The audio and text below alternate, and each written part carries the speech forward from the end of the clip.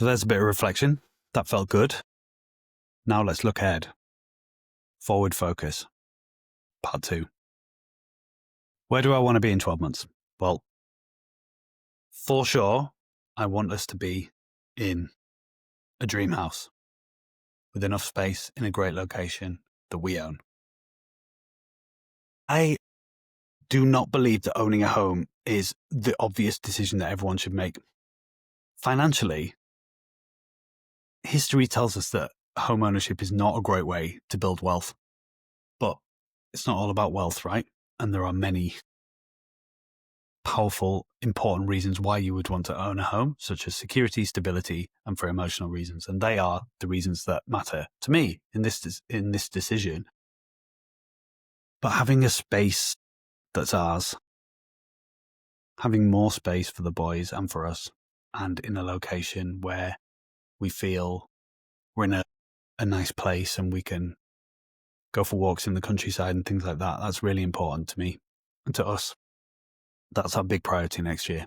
And yeah, there will need to be trade-offs. Maybe, based on what I've said, maybe there is going to need to be another trade-off of a big holiday next year versus the house.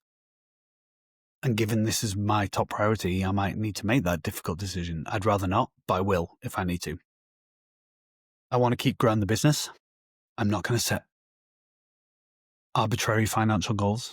If I'm doing better, if I'm still doing work that feels light, aligned, fun, fulfilling, and cognitively challenging, and the business is growing, and financially I'm doing well, or doing a little bit better than I am now, then I'm happy with that. There are many things that I do not want in the business. I'm going to come on and talk about those in a little bit in the context of setting anti-goals, but I know what I want, and I don't need to set arbitrary goals. I will set an ambition for next year for sure. But what I've learned is that if you feel like you're on the right path, you don't need to know what the destination is. And in fact, there is exhilaration and excitement in that uncertainty.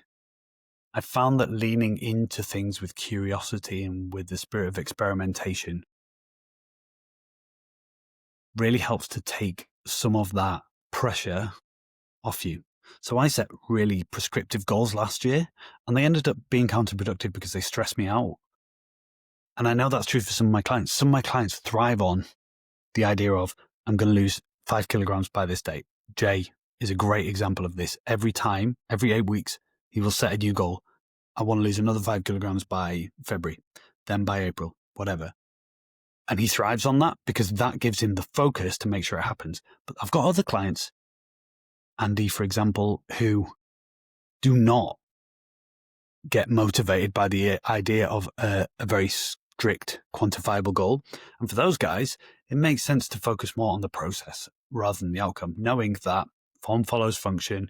If you focus on what you can control, the outcome will follow. There's no right answer. We are all motivated psychologically in different ways. For me, I have found that setting those prescriptive data-driven goals is counterproductive. It stresses me out. It makes me feel like I'm failing if I don't achieve it or if I'm nowhere close to it. And what I found works more for me is focusing more on what I can control and the process and how work feels. So if work feels calm and it's low stress, then I know that means that I'm enjoying work and I'm being successful enough that I'm not worrying about it.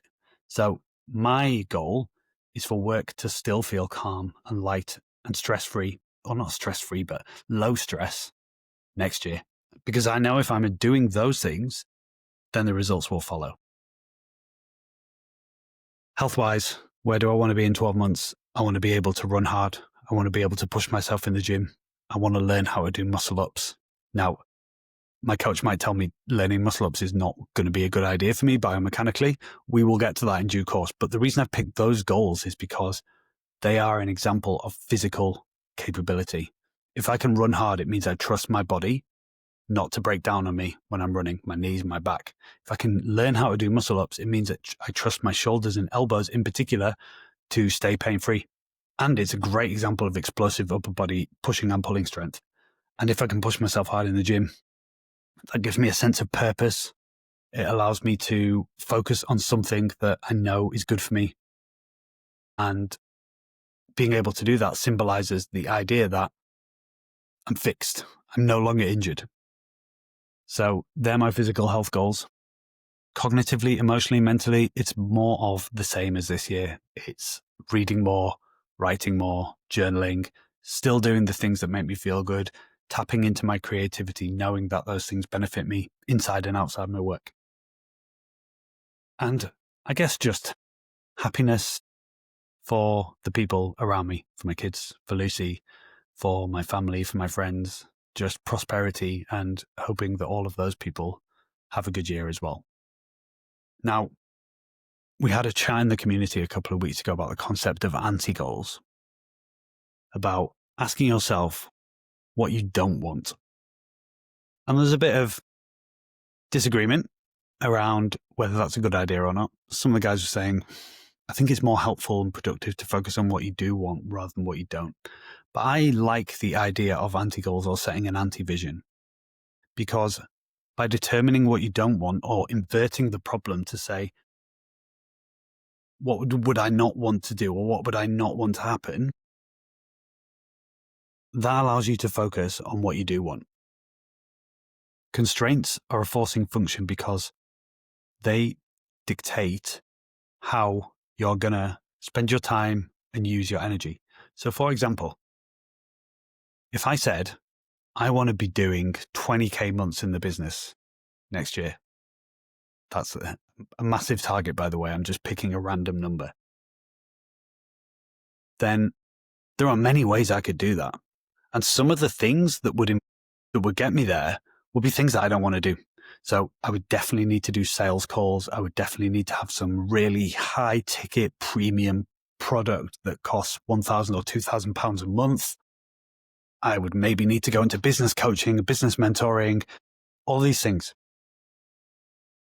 But the constraints and the things that I don't want allow me to guide my decisions on how I spend my time and energy in a way that still feels aligned. So it's not only about what you want to achieve, it's about doing it in a way that feels aligned and in tune with your values, your principles, and how you want to live your life. This is the difference for me between a business that optimizes for maximal profit and a business that optimizes for lifestyle.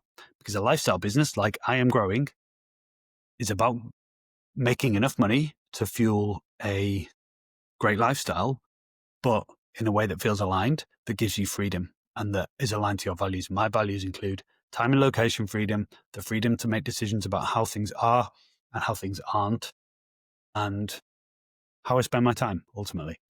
So what do I not want? These are oriented around the business, but will give you an idea for your own anti-goal setting. So I am at a point in the business where I'm set up for growth. And what I see a lot of other business owners or coaches doing in this situation is hiring other coaches. I do not want to do that. I want to retain a close relationship with all of my clients. And I don't want that level of complexity in the business.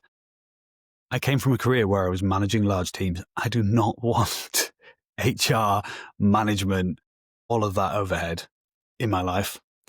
And I don't want the complexity in the business either. I don't want to be paying other people. I don't want other people relying on me for their income. Now, I am expanding Kyla's role. I would love to help Lucy go part-time in her work if there was enough work for her to work 4 days a week so she could go part-time with her NHS role. I would love that as well. But those two people are already working in the business, and there is a difference between expanding the work that they are doing whilst myself retaining the coaching and hiring other coaches. Now, I reserve the right to change my mind on that in future, but certainly for now, complexity is not something I want, and I want to keep things as simple as I can and as lean as I can as well. I don't want a life of busy work, and I don't want to be constrained on Mondays and Fridays. I intentionally do not do calls on a Monday and Friday. I used to, I don't anymore. The reason for that is because I want to decide when I start and finish the week. I don't want things in my diary on a Friday afternoon or a Monday afternoon, because there are times when I don't want to work on those days, or I need the flexibility, or I just want the flexibility to say no and to not work. That's a trade-off. I do calls on a Thursday. I do calls on a Tuesday. Occasionally I do calls on a Wednesday, but I'd rather do that than have Monday and Friday tied down. And I don't want a life of busy work. I've worked really hard to snap out of that trap, and I definitely don't want to go back to that. I don't want to be glued to inboxes for hours on end, responding to messages, creating more responses, and on and on and on. Now, obviously, there is a need to communicate with people. So I do that, but I'm much more disciplined now about doing that in blocks rather than letting it leak through every day, every evening, and every weekend. I also do not want to feel like any low month in the business, like a light month where I might work less or I might just make less sales or things go less well, as a failure or something to worry about. So I want the business to be resilient and anti-fragile. And I had that this year. So last year I had a few months where things didn't go according to plan. And it felt like catastrophic at the time. I was like losing money. I wasn't making enough money. It was very shit. This year, August or September was a lower month financially, but it felt okay. And December is going to be a lower month again. But again, that feels okay because I built enough robustness and anti-fragility in the business that it can now cope with 1 or 2 months where things are less prosperous. So I want that because that reduces financial anxiety. I don't want to live in this house until 2027. I've already talked about that. I don't want to have to make decisions I otherwise wouldn't based on financial motivations. So, for example, in the past, I've had clients come on that instinctively don't feel right, or maybe they're not ready or whatever else. But I feel like I've probably made decisions motivated by the financial side of it to please people or change how I do things to please people, because ultimately a deep-seated concern or anxiety around finance. Now, I don't want that. I want things to be on my terms, and they are now, and they will continue to be. But I think it's just worth me saying that to make sure that I keep a check and a balance on that. So the idea of having those constraints means now I can guide my decisions. So to go back to the example of, I want the business to grow. I want work to feel fulfilling. Well, in order to do that, I could open up more call time on a Monday and Friday, but is that going to help me? No, because I want Mondays and Fridays to feel free and unrestricted so that I can focus on deep work, deep effort, because the only way I can do that is if I've got long, uninterrupted blocks of time like I do on those days. And also I want the flexibility to do what I want on those days. So I would definitely encourage you to think about your anti-goals for next year and what you definitely do not want to happen. One little final question to finish. Based on everything I've said, what simple habits and systems do I need to have in place to allow me to perform at my best and achieve what I want to? For me, these are the things that nourish my energy and avoid me feeling drained or fatigued or unfocused or demotivated. They include peaceful Mondays and Fridays, like I've just talked about, delegating end-to-end processes to Kyla and to Lucy where I can, daily non-negotiable energy feeding practices, journaling, gym, quality nutrition, pain-free living, walking, and some sort of creative pursuit like writing or playing piano or DJing. And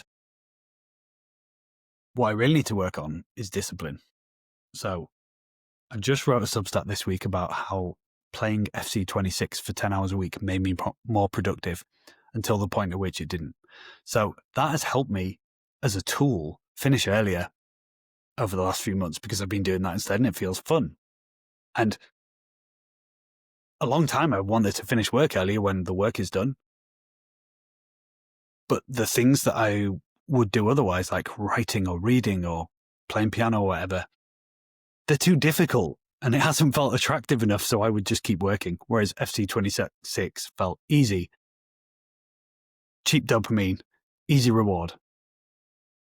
But then it became counterproductive. Then it became the default thing that I would do. And then I was sacrificing time that I would otherwise be spending reading, writing, listening to music or whatever.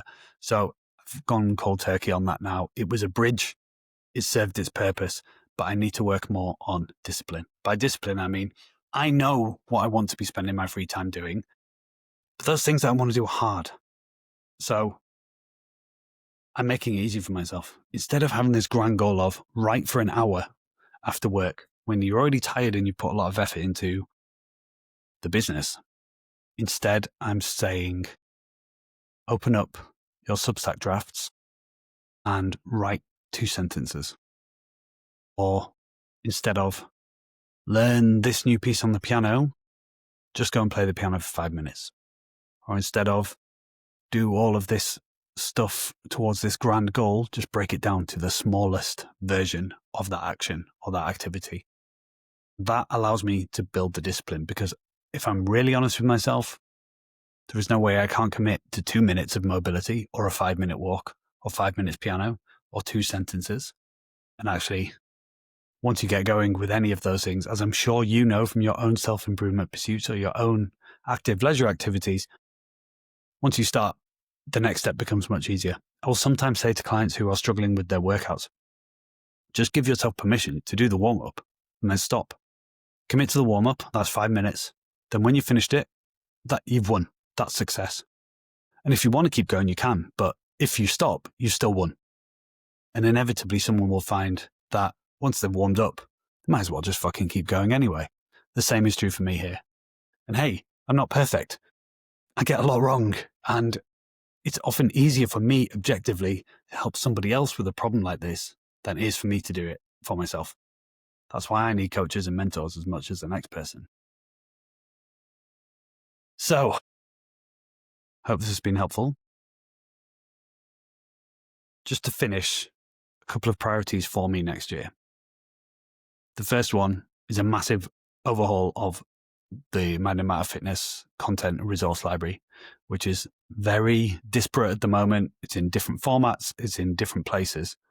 I'm bringing all of those into consolidated toolkits. Done a lot of work on the anti-diet method toolkit. It is amazing. My clients are using it. It's so powerful. It's got everything in one place. Really easy to navigate. The tools within it are next level, and continuing to build that out for training, for mindset, finish the nutrition one, maybe do a productivity one as well. So I'm really excited to do that work, creative work. Another is building the community. So what I've really loved in the last couple of months is guys within the community taking it upon themselves to contribute and volunteer for things, arranging things, creating resources for other people. And I really want to tap into that more. I think many of the guys in the group want more connection. And the obvious next step there is doing an in-person event, which I'm now working on for February time. A chance to come together, do some reflective work together like this, do some goal setting, get some guest speakers, all that kind of stuff, and then go out for a meal and a couple of drinks. Excited for that. And the third one, based on everything I've just said, is having that constraint of a few days a week. Have a calendar block for dopamine decompression where I'm not playing FC26, but I'm finishing work intentionally when the work is done, rather than at an arbitrary predetermined time, which is inevitably 5 p.m, so that I can do other things that fuel my energy and my creativity, like writing, like reading, like listening to deep podcasts, listening to music, playing piano, all that kind of stuff. What are yours? What are your priorities next year? What's gone well this year? Where is there room for improvement? Like I said at the start, I would definitely encourage you to carve out some time at Twixmas, 2 hours to yourself with a pen and paper, write down the questions that I've asked myself through this podcast, and then reflect on them yourself. Because it is that kind of practice that is going to allow you to finish the year on a high, but also set yourself up for making 2026 fucking awesome.